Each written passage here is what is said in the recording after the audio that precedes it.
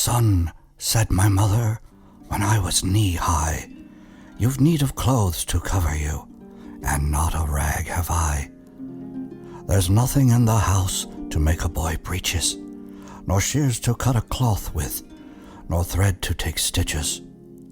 There's nothing in the house but a loaf end of rye, and a harp with a woman's head nobody will buy." And she began to cry. That was in the early fall. When came the late fall, "Son," she said, "the sight of you makes your mother's blood crawl.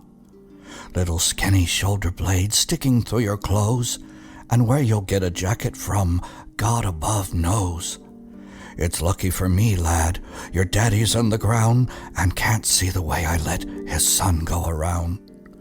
And she made a queer sound. That was in the late fall. When the winter came, I'd not a pair of breeches, nor a shirt to my name. I couldn't go to school, or out of doors to play, and all the other little boys passed our way. "Son," said my mother, "come climb into my lap, and I'll chafe your little bones while you take a nap." And oh, but we were silly for half an hour or more, me with my long legs dragging on the floor. A rock, rock, rocking to a Mother Goose rhyme. Oh, but we were happy for half an hour's time. But there was I, a great boy, and what would folks say to hear my mother singing me to sleep all day in such a daft way?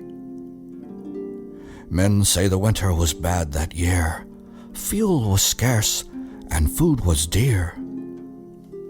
A wind with a wolf's head howled about our door, and we burned up the chairs and sat on the floor.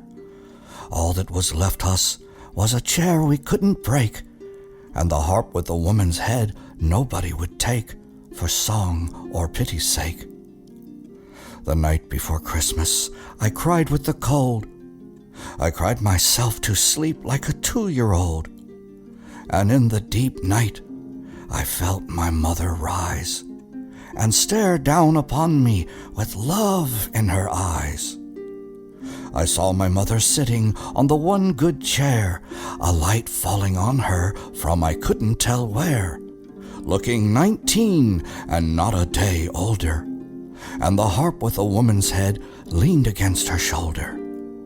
Her thin fingers moving in the thin, tall strings were weaving wonderful things.